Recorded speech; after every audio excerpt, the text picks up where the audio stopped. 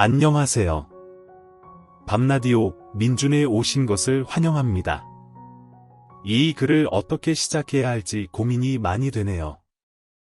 매일 이곳에 와서 다양한 글을 읽으며 웃기도 하고 비슷한 경험을 담은 글에 눈물을 흘리기도 했습니다. 때로는 다른 글에 달린 댓글을 보며 위로받기도 했던 제가 이렇게 직접 글을 쓰게 된 건 정말 너무 힘들어서입니다.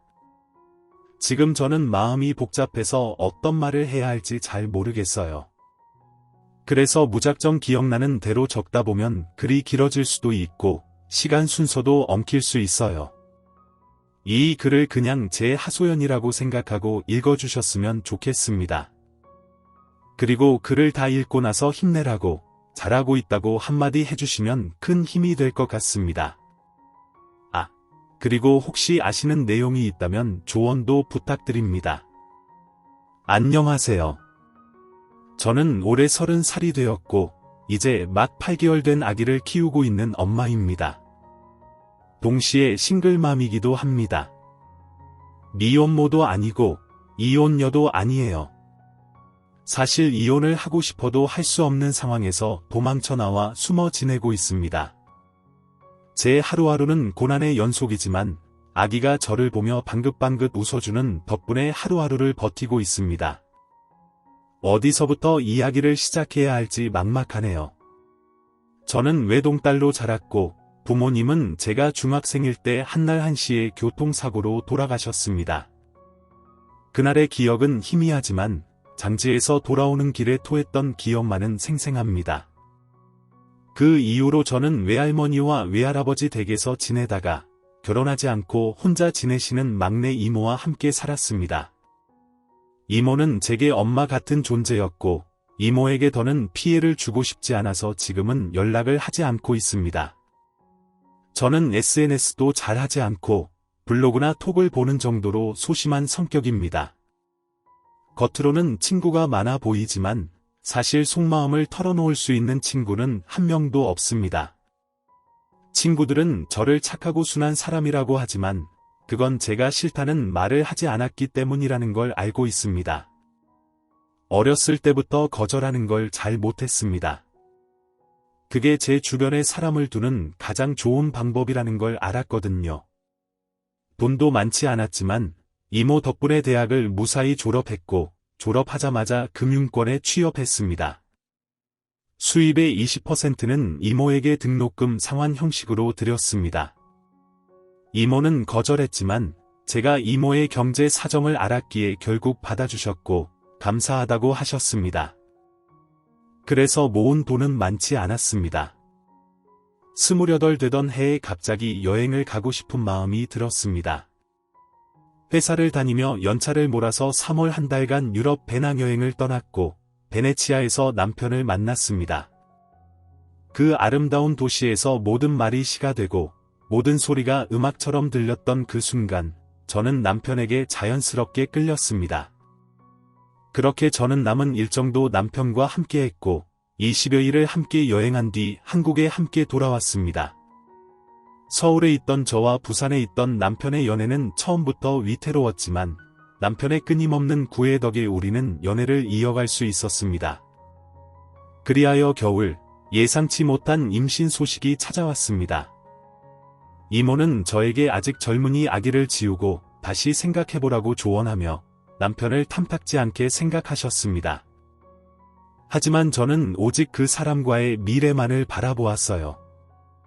그 사람의 모든 말이 여전히 저에게는 시처럼 들렸기 때문입니다. 이모의 반대에도 불구하고 저는 혼인 신고만 한 채 남편과 결혼하게 되었습니다.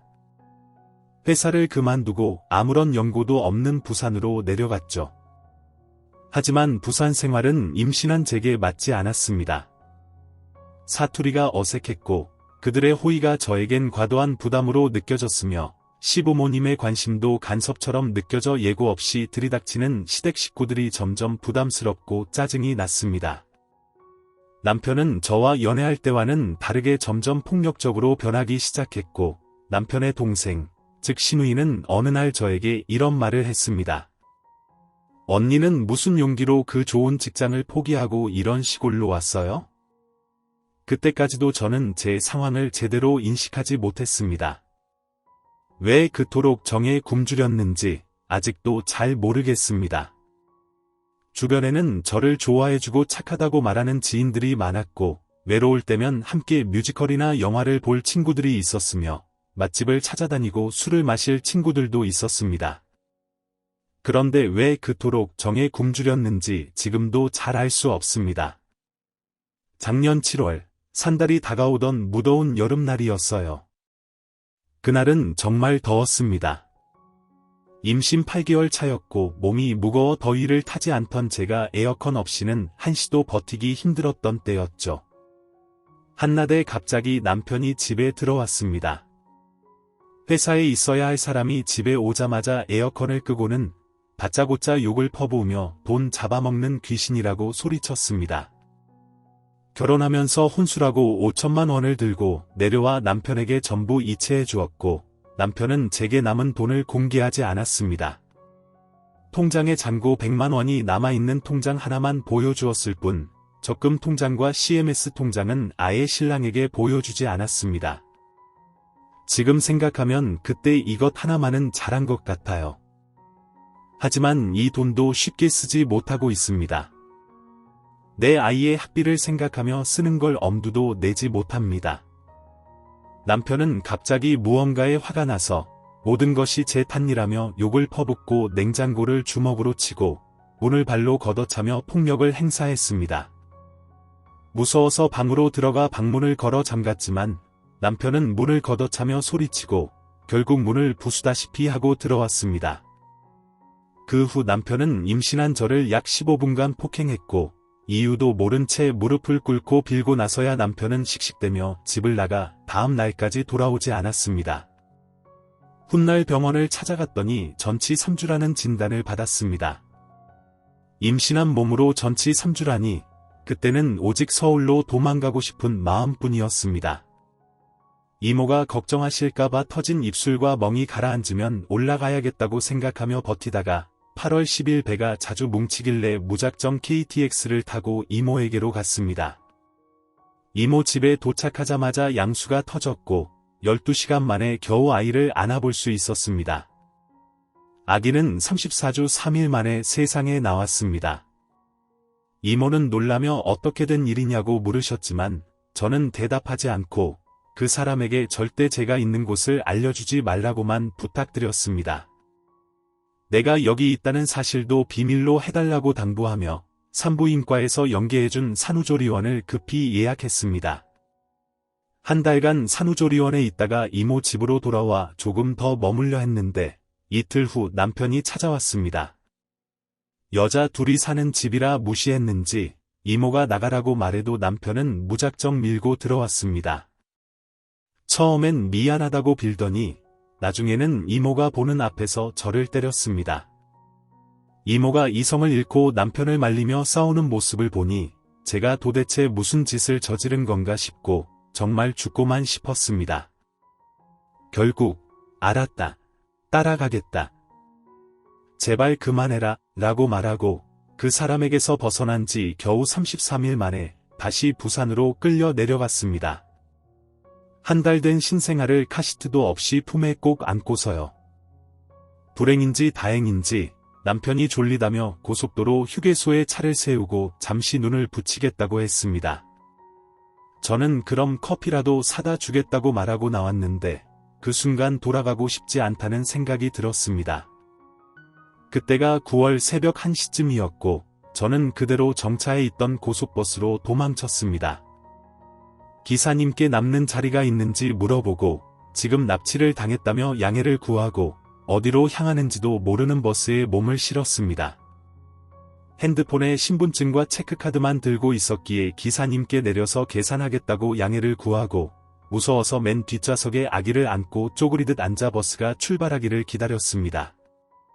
이모에게 전화를 걸어 너무 걱정하지 말라고 지금 도망치는 중이며 아기도 잘 데리고 있다고 전한 뒤 자리를 잡으면 연락하겠다고 했습니다. 지금부터 전화기를 끄고 자리를 잡으면 핸드폰을 해지할 것이며 다시 핸드폰을 개통하면 바로 연락할 테니 걱정하지 말라고 당부한 뒤 전화를 꺼버렸습니다.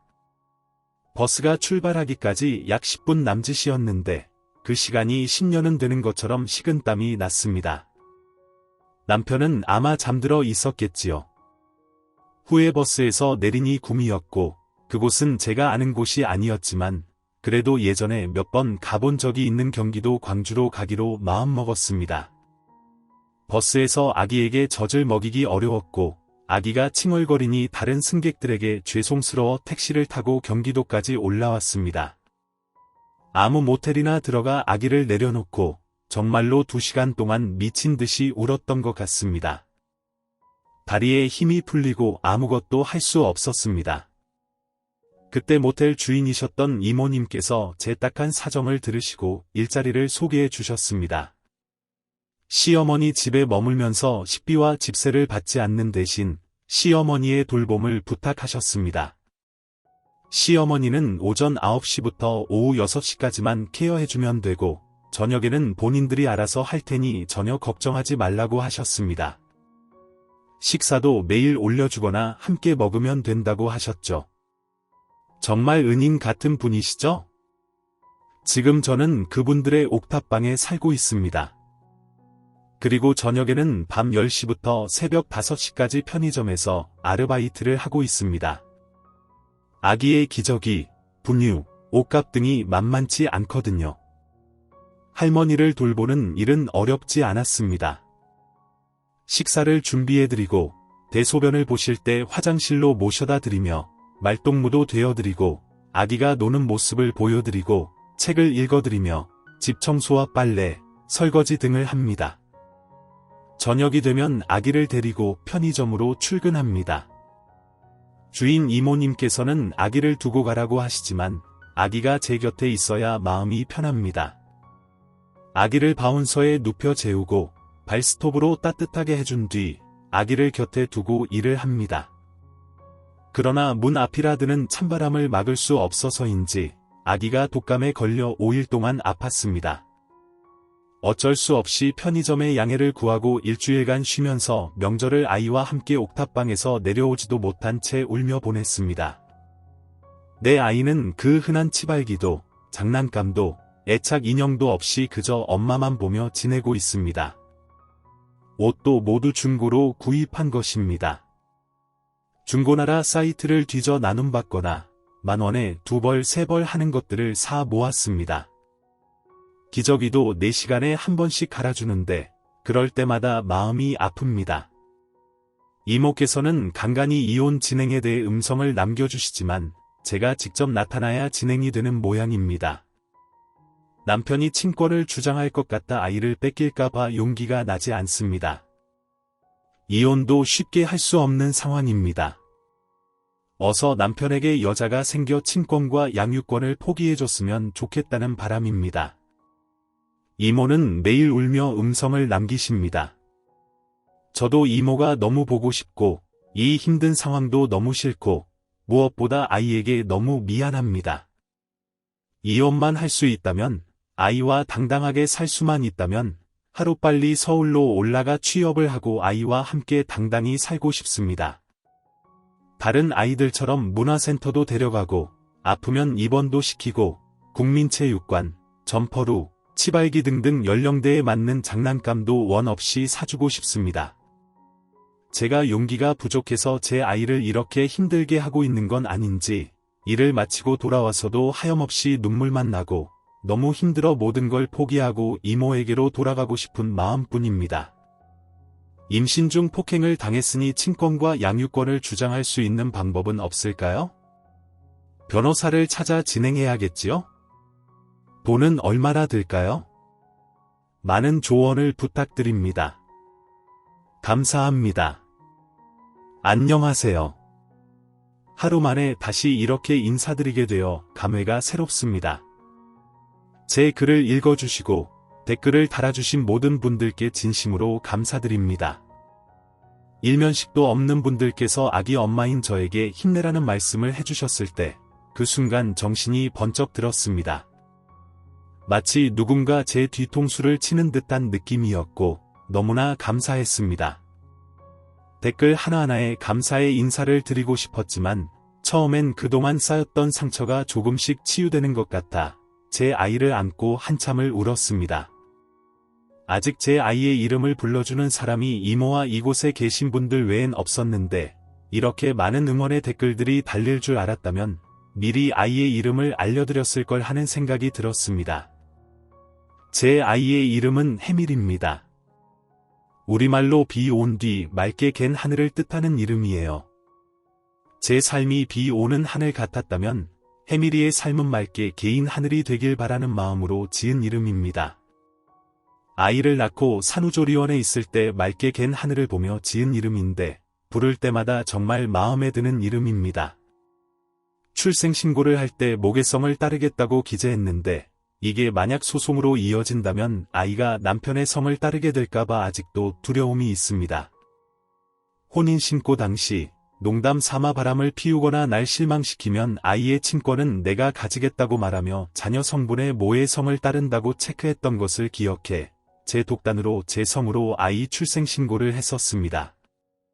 이 때문에도 지금까지 숨으며 지내온 것이기도 합니다. 집도 마련하지 못한 이유 중 하나가 전입신고를 할 수 없는 상황 때문이기도 했고요. 이번에 글을 올리면서 다시 한번 아이의 이름을 떠올리게 되었습니다. 제 아이는 맑게 개인 하늘처럼 청명하게 자라야 한다고 생각합니다. 오늘처럼요. 어제 정신이 번쩍 들어서 하루 종일 바빴습니다. 여러분들이 추천해주신 무료 상담센터에 전화를 걸어봐야 했고 용기를 내어 이곳저곳에 전화를 걸며 앞으로 어떻게 살아가야 할지 고민했습니다. 그동안 위치 추적에 대한 두려움 때문에 새벽에 잠깐씩만 핸드폰을 켜서 음성을 확인했었는데 이번엔 당당히 핸드폰을 켜고 이모에게 먼저 전화를 걸었습니다. 이모는 한참 동안 말없이 우셨고 저도 미안하다는 말밖에 할 수 없어 한참을 함께 울었습니다. 해밀이도 무언가를 아는지 제 품에 안겨 한참을 조용히 있었습니다. 이모에게 곧 이곳을 정리하고 잠시라도 얼굴을 보러 올라가겠다고 말씀드렸지만 이모는 오히려 외삼촌 댁으로 피신하라고 하셨습니다. 이미 다 말씀해 두셨다며 그곳에서 이혼 절차를 진행하자고 하십니다. 왜 그 생각을 미리 하지 못했을까요? 아마 저는 결혼과 동시에 바보가 된 모양이에요. 이모와 전화를 끊고 저는 예전에 다니던 회사에 저를 유독 이뻐라 하셨던 주식 운영 팀장님께 전화를 드렸습니다. 다시 일을 할 수 있는지, 만약 가능하다면 언제부터 가능한지를 여쭈어 봤습니다. 팀장님께서는 안부를 먼저 물으시고는 이혼하게 될 것 같다는 저의 말에 자리를 만들어 본다. 하지만 주임 자리는 당장 힘들 것이다. 처음부터라도 괜찮은지를 물으셨고 저는 상관없다고 했습니다. 그리고 아주 다행스럽게도 희망적인 대답을 들을 수 있었습니다. 대대적으로 신입과 경력직을 뽑는 3월, 그리고 인사 이동에 있는 7월에 이력서를 보내달라 하셨고, 너를 위해 그리고 아이를 위해 그럴 수 있으면 7월에 이력서를 넣는 걸로 하자라고 하셨습니다. 펀드 투자 상담사, 증권투자 상담사 CFA 밖에 자격증이 없어 조금 불안하긴 하지만 CPA를 다시 공부하기로 마음을 먹었습니다. 딸리는 영어도 다시 시작해야겠죠. 어쩔 수 없이 염치 없지만 또 이모에게 기대게 될지도 모르겠습니다. 대한법률구조공단에 전화해 본 결과 일단 무료 변호사 선임 가능하며 전치 3주의 진단서가 있는 상태이고 저를 납치한 경험이 있는 점과 이모를 꾸준히 협박해온 점, 그리고 제 음성 사소함에 고스란히 욕설과 협박이 녹취되어 있는 점 등으로 이혼을 진행함과 동시에 접근 금지 신청도 할 수 있고 제 아이에 대한 적금 역시도 친권과 양육권에 대한 결과가 나오기 전까지는 엄마의 보호 아래 있기 때문에 함께 접근 금지가 들어간다고 합니다.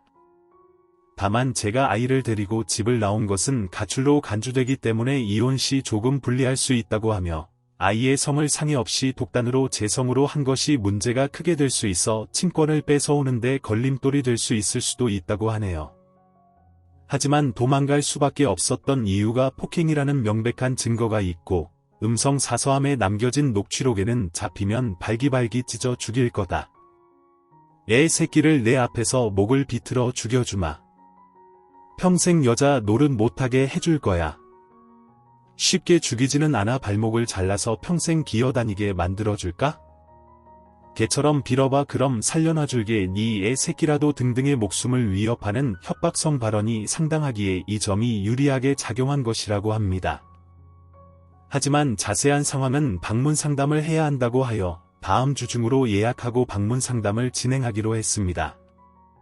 그 대답을 듣고 너무 감사해서 얼마나 많이 울었는지 모릅니다. 이혼 진행 시도 극도의 심리적 불안을 호소하면 면담 자체를 따로 분리하여 진행하는 방법도 있고 변호사들만 만나 진행하는 방법도 있다고 하고요. 여성폭력센터에 전화해서 이런저런 이야기를 하다 상담해 주시던 분이 제 이모와 연세가 같으시더라고요. 한참을 한숨 쉬시다가 아는 변호사가 있으니 전화번호가 필요하면 언제든 다시 연락을 달라며 개인 핸드폰 번호를 주셨습니다. 정말 이곳에 글 한번 올렸을 뿐인데 어제와 오늘이 이렇게 다를 수 있다는 게 너무 놀랍고 신기합니다. 너무 감사드리고 또 감사드립니다. 모든 일이 풀리려고 하니 이렇게 쉽게 풀리고 그동안 맛보지 못했던 흥분과 전율이 지속적으로 저를 행복하게 합니다. 그리고 계속해서 눈물이 납니다. 아직 시작일 뿐인데 이제 겨우 스타트 지점에 와 있을 뿐인데 벌써 고지가 보이는 것처럼 들떠 있습니다. 이게 다 여러분들의 조언 덕분이고 저를 정신들게 해주신 덕분입니다. 제가 무지해서 제가 바보 같아서 제 아이를 그동안 너무 방치하고 그늘 속에 키운 거라는 생각에 미안하고 미안해서 잠든 아이를 힘든 줄도 모르고 계속 안고 있었습니다. 웬만큼 계획이 잡히자 마음이 조급해져서 염치를 불구하고 편의점 사장님께 전화를 드려 죄송하지만 빠른 시일 내로 후임자를 구해 주십사 부탁드리며 사정을 말씀드리자 언제든지 주변 정리되면 말하라 해주셨고 주인 이모께 전화를 드려 사정을 말씀드렸습니다. 주인 이모께서는 그동안 고생했고 오히려 고마웠다며 오늘 저녁에 파티나 하자고 하시더라고요. 그리고 저녁에 소고기를 사오셨고 저도 아주 오랜만에 소주를 마셨습니다. 참 단뇨한 지 2달이 넘었습니다. 주인 이모께서는 소주잔을 나누시며 저보다 더 많이 울어주셨고 부쩍 자라서 제법 기어다니며 말썽을 부리는 해밀리를 아주 오랫동안 안아주셨습니다. 이젠 아프지도 말고 건강하고 지금처럼 엄마 옆에서 많이 웃는 아가여야 한다고 이 할미는 잊어도 되지만 지금 널 위해 모든 걸 포기했던 너희 엄마는 잊지 않았으면 좋겠다만 이 고생은 잊었으면 좋겠다고 나중에 성공하면 꼭 놀러오라며 한참을 우셨습니다. 편의점 사장님께서는 당장 어제부터 그만두어도 좋다. 어차피 나도 장사 안 돼서 힘들던 참이었다. 애기 엄마 그동안 마음고생 심했는데 앞으로 해밀이랑 좋은 일만 있으면 좋겠다 하시며 그간 일한 시급보다 10만 원이나 더 챙겨 넣어주시며 기저귀값에 보태라고 해주셨습니다. 거절해도 그러는 거 아니라며 사람 손 무한하게 하지 말라고 받으라 하셔서 어쩔 수 없이 감사하게 받았습니다. 제가 꼭 빠른 시일 내에 자리 잡고 성공해서 보답하러 와야겠다는 의지가 생기더군요. 편의점 사장님께서는 아마도 제가 죄송할까봐 장사가 되지 않아 힘들다고 말씀해 주셨다는 걸 저는 잘 압니다. 전 이 많은 빚을 언제 다 갚을 수 있을까요? 결혼으로 인해 전 많은 것을 잃었지만 무엇과도 바꿀 수 없는 아들 해밀리와 또 인간관계의 소중함과 사람의 정에 진심을 배웠고 또 그들에게 큰 은혜를 입었습니다. 그리고 지금 제 글을 읽어주시는 여러분께서도요. 그리고 오늘 저녁 8시쯤 이모와 해밀이 엄마인 저를 데리러 오시겠다고 하셨습니다. 저는 외삼촌 댁으로 갑니다. 근 7개월 만에 이모를 뵙습니다. 외삼촌은 결혼 이후 처음이고요. 눈물이 많이 날 것 같습니다. 이곳으로 도망 온 후 살이 너무 빠져 이모가 속상해하시지 않을까 걱정이 됩니다. 가기 전 편의점 사장님과 주인 이모께 들러 인사를 드리고 빠른 시일 내에 꼭 다 찾아뵙고 제 주변이 정리되는 대로 그분들이 나누어 주셨던 그 정을 되돌리겠노라고 꼭 말씀드리고 싶습니다. 떨려서 여태 잠도 오지 않네요. 그리고 어제 새벽, 아니 오늘 새벽인가요? 누이 그러니까 놈의 여동생에서 문자가 왔습니다. 스팸이라 몰랐는데 아침에 혹시나 놈에게 전화나 음성이 들어와 있을까 싶어 스팸함을 들여다보니 모르는 번호의 문자가 와 있더군요. 신우였습니다. 이모께 전화를 받았다고 하였고 이모 말로는 진우에게 여러 차례 저를 찾는 전화가 이모께 걸려왔다고 합니다. 언니를 도와주려는 하는 것이다. 언니의 거처를 알고 싶다. 아니 통화라도 하고 싶다. 해코지를 하려는 게 아니다. 수차례 연락이 왔었고 제가 수면 위로 떠오르겠다 결정한 지금 이모께서 문자라도 남기면 아마 연락을 할 것이다 하니 문자를 남긴 것 같습니다. 문자 내용을 요약하면 언니 해밀리 잘 있어요. 한 번도 보지 못했지만 마음이 쓰여요. 오늘 사돈께 전화를 받았어요. 문자 보시거든 전화 좀 주세요. 해밀이 언니 성으로 출생 신고한 것 때문에 오빠가 미쳐 있어요. 제가 도움이 될 수 있을 것 같아요. 현재 상황이랑 이런 것들 전부 알려드릴게요. 오빠 대신해서 너무 죄송합니다. 전화 주세요. 한참을 망설이다. 언젠가는 부딪힐 일더는 미루지 말자 싶은 마음에 전화를 했습니다. 망설일 이유도 망설이고 싶은 마음도 없었습니다. 신우의 이야기로 저는 또 신랄 같은 희망이 생겼습니다. 놈에게 여자가 있는 것 같다고 합니다. 확실한 물증이 잡히는 대로 제게 증거 사진을 보내준다고 하네요. 왜 신우가 제 편을 들어주는지 잘 모르겠습니다. 다만 부산에 있던 시절 배가 불러오는 절 안타까워했고 종종 왜 오빠 같은 망나니와 결혼했냐며 타박 아닌 타박을 했었고 언니가 아닌 아기 생각해서 사오는 거라며 양손 가득 과일을 사들고 오곤 했었습니다. 그냥 속으로 말은 저렇게 해도 참 속정이 깊은 사람이다 싶었을 뿐 워낙에 정을 깊게 해주는 스타일이 아니라 그 순간에만 감사했었는데 이렇게 고마운 소식을 전해주는 은인이 되어 있을 줄 알았다면 함께였을 때 진심을 다해 잘할 걸 그랬습니다. 노문처와 연애하던 시절처럼 상당한 멋을 내기 시작한 지 약 5개월가량 되는 듯하고 다시 직장을 잡은 지는 정확히 3개월, 집 안에서 제 흔적을 지우기 시작한 건 한 달 남짓이라고 합니다. 주말이면 본가로 들어와 부비적거리거나 서울로 올라오던 하던 놈이 요즘은 본가에 오지도 않고 집 비밀번호도 바꿔버리고 주말이면 보이질 않는다고 하네요. 간혹 카톡 메인 사진도 여자 사진일 경우도 있고요. 남맹이나 친하지는 않아 SNS 친구가 맺어 있진 않지만 조금만 기다려 달라는 말을 들었습니다. 어쩌면 이혼이 쉬워질지도 모르겠습니다. 제가 만약 이곳에 글을 올리지 않고 모든 걸 다 포기하고 부산으로 제 발로 내려갔다면 제 삶은 어떻게 되었을까요?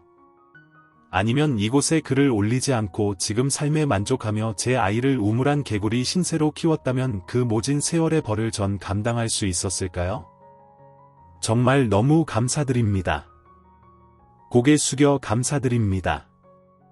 모든 것에 빛이 보이기 시작한 지금 은인 같은 일면식도 없는 여러분들께 인사를 드리지 않고는 사람처럼 살 수 없을 것 같아서 이렇게 인사를 드립니다.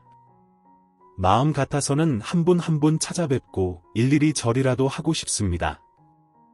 지옥에서 꺼내주셔서 감사하고요. 제 아이를 구해주셔서 감사합니다. 저를 정신 차리게 해주셔서 감사합니다. 뜨거운 눈물을 함께 흘려주시고 아픈 가슴을 위로해 주셔서 너무너무 감사합니다.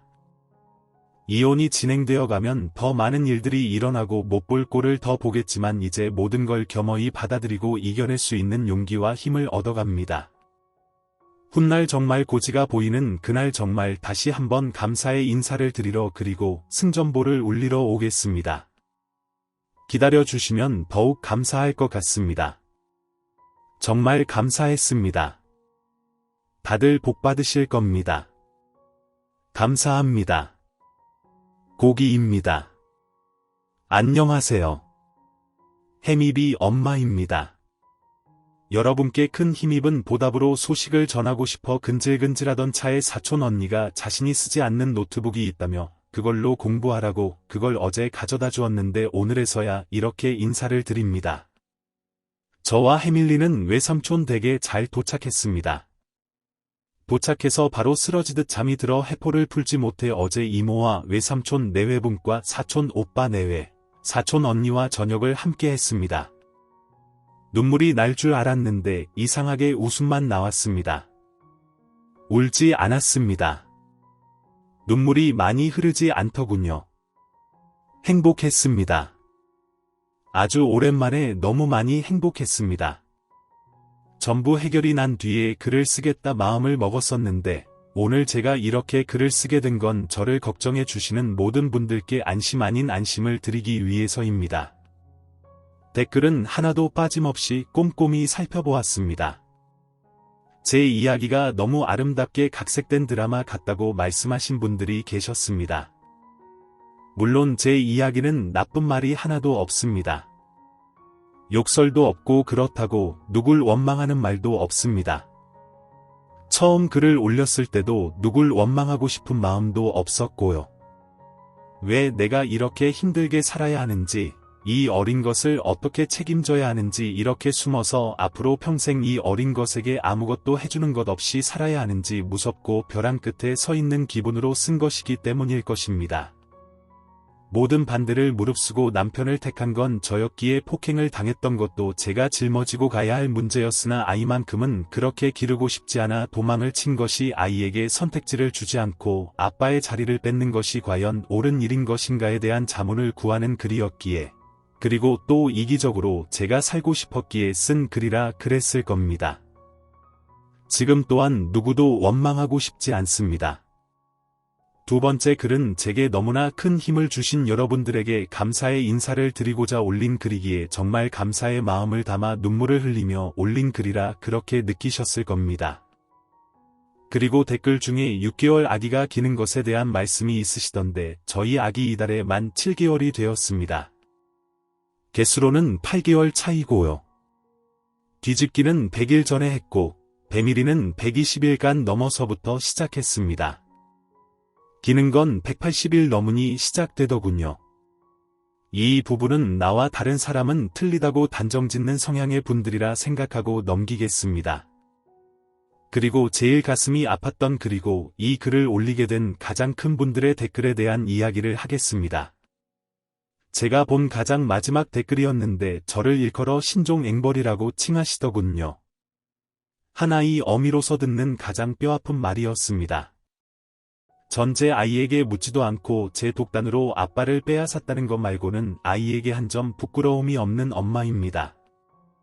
그리고 앞으로도 그런 엄마가 되기 위해 사력을 다할 것이고요. 그런데 제가 힘을 얻고자 그저 위로를 받고자 정신을 차리고자 올린 글 하나로 거지로 취급받는다는 것 자체가 너무 가슴이 아픕니다. 그 댓글을 다신 분께서는 어떤 인격을 가지고 어떤 일을 하시고 어떤 상황에 놓이신 분이신지는 모르겠으나 아이를 키우지 않는 분이셨으면 좋겠습니다. 또한 누군가를 공격하고 싶으시거든 무조건적인 비난과 힐난보다는 그 사람이 처한 상황을 고려하고 해도 될 말과 해서는 안 될 말을 구분지어서 해주셨으면 하는 바람입니다. 님께서 제게 왜 아이를 어린이집에라도 보내고 좀 더 나은 환경을 위해 엄마가 빨리 정신을 차리지 못하고 그렇게 어영부영 시간을 보냈냐 질책하셨다면 반성하고 님께 감사했을 것입니다. 그러나 이 또한 제 글이 어떤 사람에게는 구걸이 될 수도 있다는 생각에 다시 한번 말씀을 드리겠습니다. 말씀드렸다시피 저는 홀로 서기를 하고 싶습니다. 지금은 당장 힘이 없어 이모와 외삼촌 그리고 사촌들에게 어쩔 수 없이 피해를 끼치고 있지만 이분들께는 제가 다시 일어서거든 언제든 되갚아 드릴 수 있는 피부치이기에 염치를 무릅쓰고 도움을 받고 있지만 여러분께는 제 아이의 이름을 진심으로 불러주시는 것, 제 아이를 사랑한다고 말해주시는 것, 이 부분 정말 진심으로 감사합니다. 이모가 많이 울었습니다. 제게 엄마는 강하다고 힘내라고 말씀해 주시는 것, 제게 언제든 괜찮으니 술 한 잔, 밥 한 끼 사줄 테니 연락했으면 좋겠다고 하시는 모든 말씀 그 한 말씀만으로도 저는 큰 은혜를 입었습니다. 그것으로 저는 여러분께 이미 차고 넘치는 모든 걸 얻었습니다. 또한 메일 남겨주셨던 분들께는 언제가 될지는 모르겠으나 차차 일이 정리되는 대로 따로 메일이라도 보내드릴 수 있기를 소망합니다. 전 어제 사촌 오빠 회사 고문의 지인이라는 변호사님을 만나뵐 수 있었고요. 그의 희망적인 이야기를 들을 수 있었고 나름의 계획을 세워놓은 상태입니다.